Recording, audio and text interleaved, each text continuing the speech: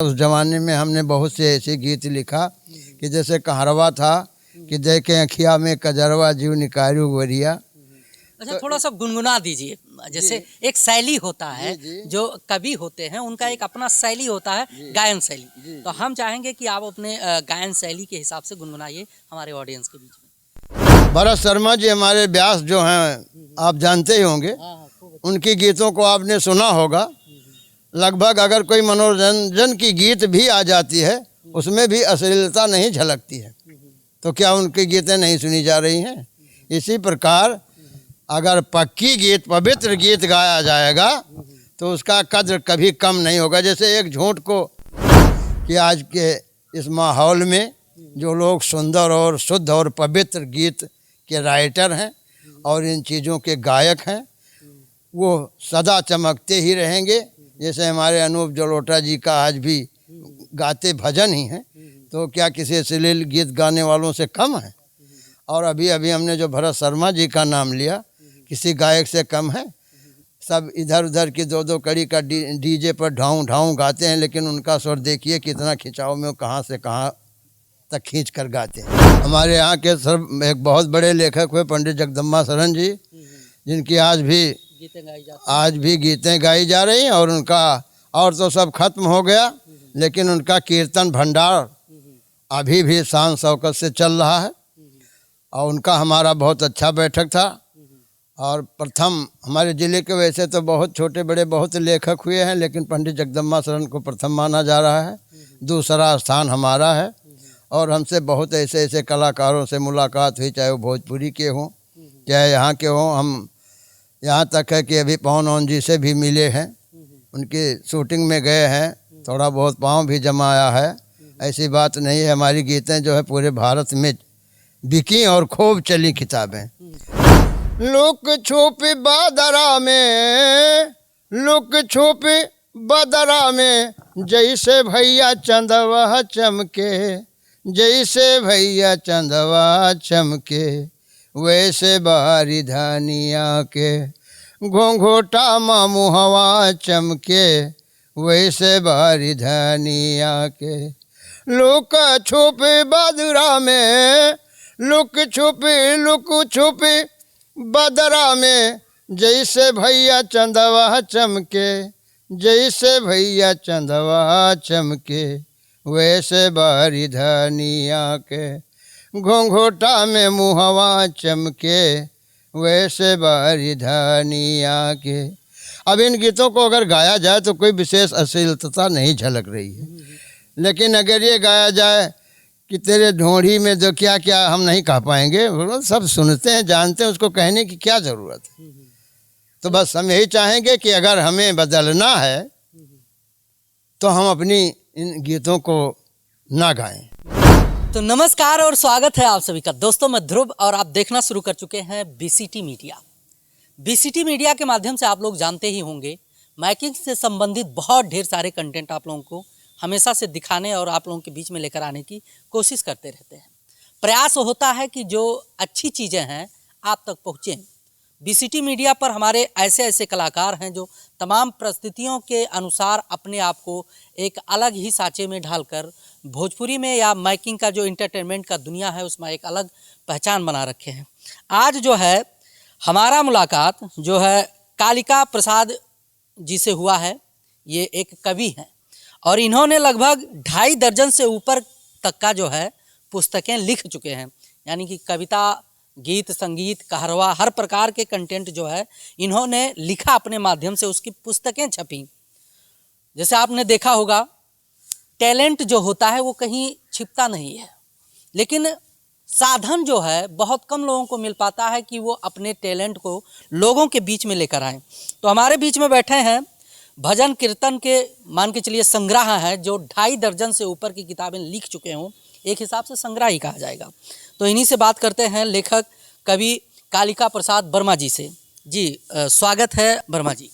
जी पूछिए, क्या जानना चाहते हैं आप मुझसे? कैसे हैं? सबसे पहले तो हम यही पूछेंगे, कैसे हैं? जी उम्र के लिहाज से हम स्वस्थ हैं। हम करीब 70-71 पर पहुंच चुके हैं। अच्छा। इसके हिसाब से हम स्वस्थ हैं, आनंद से हैं, हमें किसी प्रकार का कोई तकलीफ नहीं है। वैसे बुढ़ापा को देखते हुए थोड़ा बहुत तो प्रॉब्लम रहता ही है। तो जैसे आप एक कवि हैं, आप एक कवि हैं, कम से कम 2.5 दर्जन से ज़्यादा गाने आपने जो है लोगों के बीच में लेकर आए, लोग आपको सुने, और कुछ किताबों के नाम भी हमारे पास हैं। लेकिन हम आपसे जानना चाहेंगे कि आखिर ये शुरुआत कैसे हुआ, कहाँ से आया कि आप एक कवि बनेंगे, कब माइंड में हुआ कि आप कुछ लिख सकते हैं, लोगों का इंटरटेन कर सकते हैं? बहुत अच्छा सवाल किया है आपने। देखिए, ये हमारे दिल की उमंग है। हम करीब 15-16 साल के थे तभी हमारी यह जागृता हुई, क्योंकि हम जब देसी कहरवा पूर्वी की किताबें पढ़ते थे तो हमें उसमें लेखक का नाम वगैरह सब कुछ होता था। तो मुझे भी लगा कि हम भी अगर कुछ कोशिश करें तो लिखें और हमारी किताबें सब जगह पहुँचें, लोगों तक हमारा नाम हो। बस इसी भावना को लेकर के और हमारे अपने आप हृदय से ही ये पैदा हुआ, न किसी ने बताया न सिखाया। हम खुद कहरवा पूर्वी, भोजपुरी, छपरैया, नाना प्रकार के जो गीतें हमें समझ में आई, लिखने लगे। अच्छा, कोई गाना ऐसा रहा हो कि मतलब आपको उसमें पहचान मिला हो, लोग बहुत सराहना किए हों कि जो है कालका जी आपका ये गाना बहुत पसंद है हमें, या बजता हो, लोग गुनगुनाते हों? है कोई ऐसा कंटेंट, मतलब ऐसा गाना कि जो खूब बढ़िया चला हो, लोग समझे हों उसको? देखिए, हमारी गीतें जो हैं हमारे एक ज़माने में खूब चली। आज का ज़माना कुछ और हो गया है। आज आप भी देखते होंगे कि किताबों का मार्बल कुछ कम होता जा रहा है। मार्केट में आजकल भजन कीर्तन कहरवा पूर्वी की किताबें कम बिकने लगी हैं, लेकिन आज से 15-20 साल पहले इनका बहुत बड़ा महत्व था।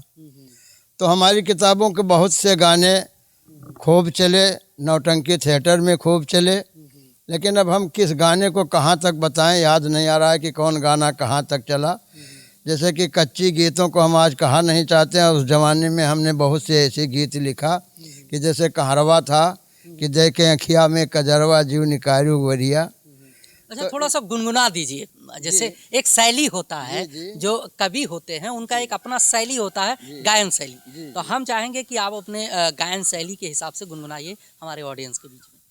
जी, तो कैसा गीत गा दें, भजन गा दें? तो बढ़िया लगता हो जो आपका सबसे अच्छा। सब अच्छा लगता है। हाँ, भजन जो हैं सब अच्छे ही लगते हैं। तो हम लीजिए आपके कहने के अनुसार अपनी ही किताब से कुछ कह देते हैं। कि जब तक मन विषयों से दूर न हो, जब तक मन विषयों से दूर न हो, तब ध्यान लगाए का होई, तब ध्यान लगाए का होई।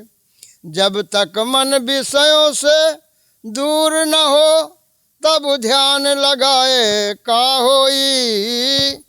पांचों दुश्मन को मारा नहीं, पांचों दुश्मन को मारा नहीं, तब हर गुण गाए का होई, तब हर गुण गाए का होई। देखिए, अनेकों भजन हैं और तमाम गीतें भोजपुरी की हैं जो हमारे कहरवा सागर में भरी पड़ी हुई हैं। तो जैसे आप एक कवि हैं जी, आपने जो है एक भजन सुनाया है, तो कुछ ऐसे भी गीत होंगे जो आज के टाइम के हिसाब से जो अपडेट वर्जन है, तो कुछ इस प्रकार के कोई कंटेंट है? बहुत से हैं। और हम जो अभी जो लिखे हैं, कापियाँ पड़ी हुई हैं, वो इस समय नहीं उपलब्ध करा पाएंगे, आपको घर पर है नहीं। तो आज की गीतें जो हैं वो आज की तरह से लिखी गई हैं, तो उन गीतों को हमें काफ़ी देखना पड़ेगा। चलिए, उस विषय को छोड़ देते हैं, भविष्य में जब टाइम मिलेगा तो देख लिया जाएगा। क्या लगता है कि पहले का जो दौर था म्यूजिक लाइन का, यानी कि जो पहले के कंटेंट आया करते थे, मतलब जो ऑडियो वीडियो आते थे, जो नाच या कहरवा में नौटंकी में बजते थे, और आज के डिजिटल, यानी कि बदल चुका है सब कुछ, पूरा सिस्टम ऑनलाइन हो चुका है, इसमें कितना फ़र्क आपको दिखता है? क्या फ़र्क? बहुत बड़ा फ़र्क। आज की संगीत भी बहुत कुछ बदल चुकी है। पहले की संगीत में जो है अश्लीलता कम थी, गीतों में भी इस प्रकार के गीत नहीं थे।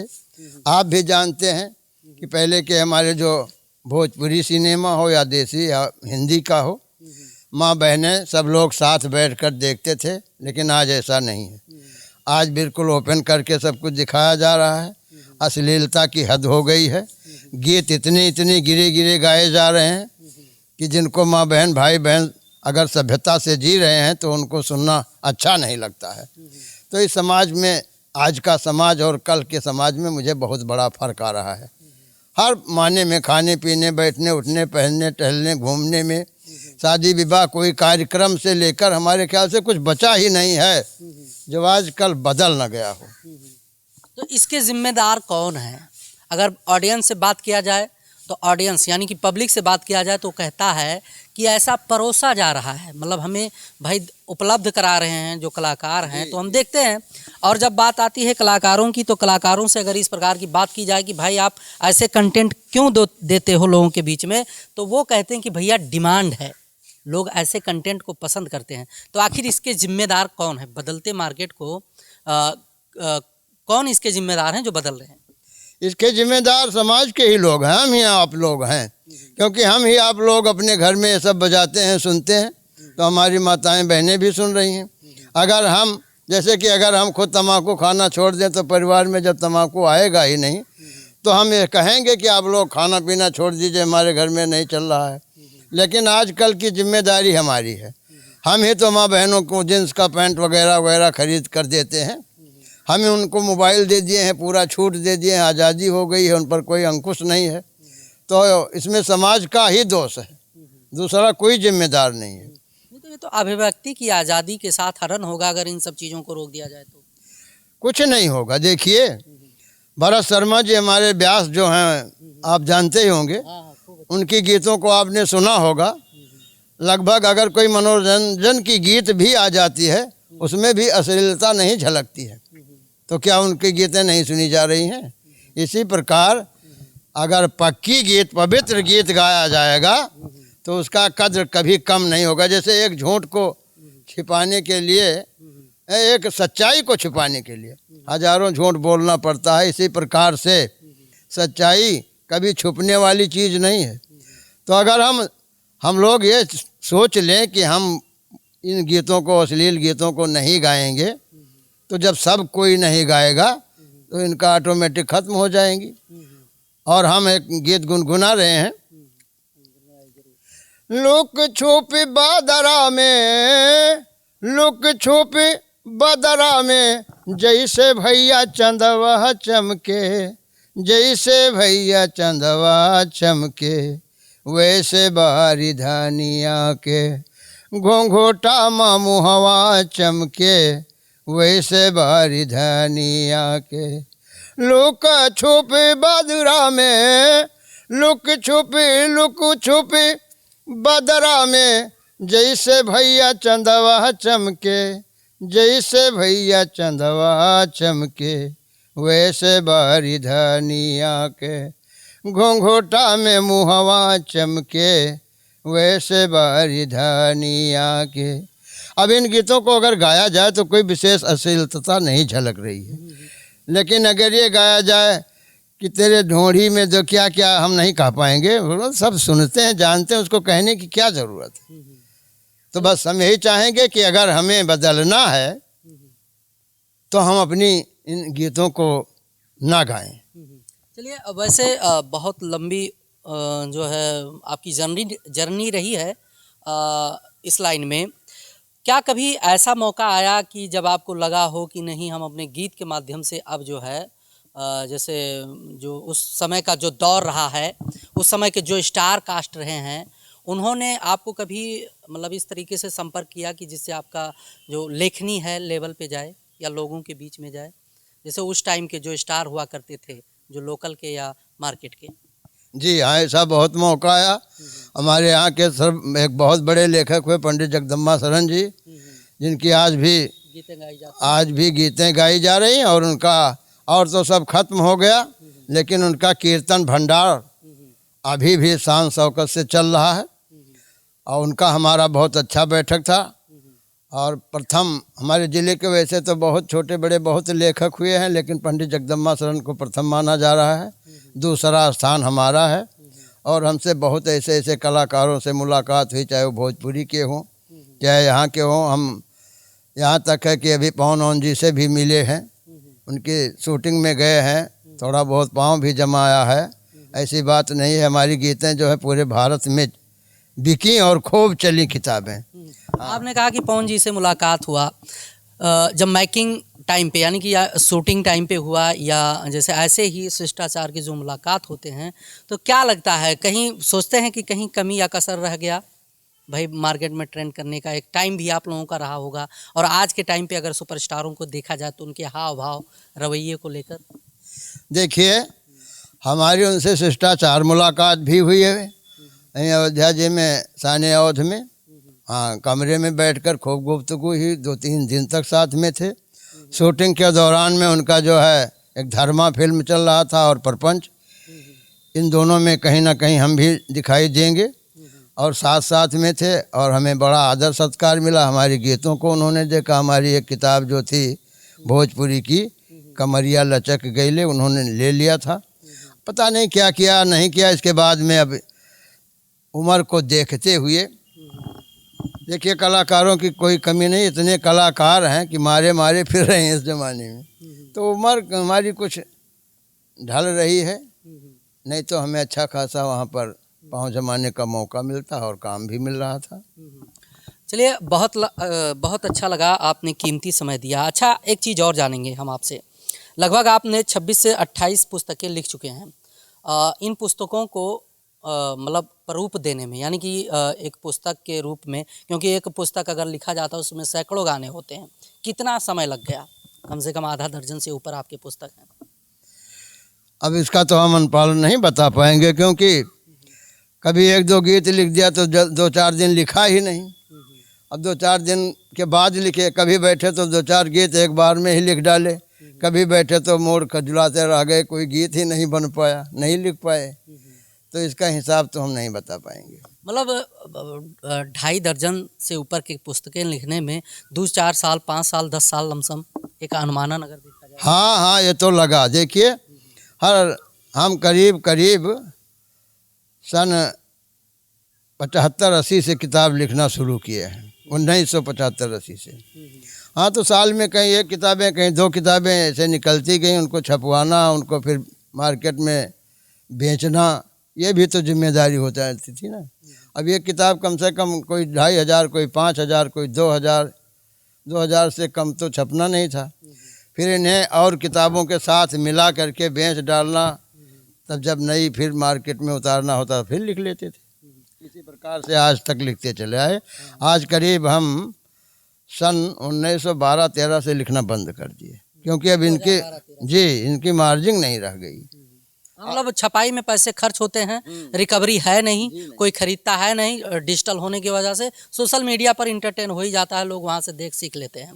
चलिए, एक सवाल और है हमारे पास, हम आपसे जानना चाहेंगे कि लिखना तो एक अलग का मैटर है। मान के चलिए आप राइटर थे, आपके पास उस प्रकार की व्यवस्थाएं रही होंगी, आप सक्षम रहे, गानों को लिखे, छपाए, कुछ दिन तक चले, बराबर नहीं बिका, बंद कर दिए।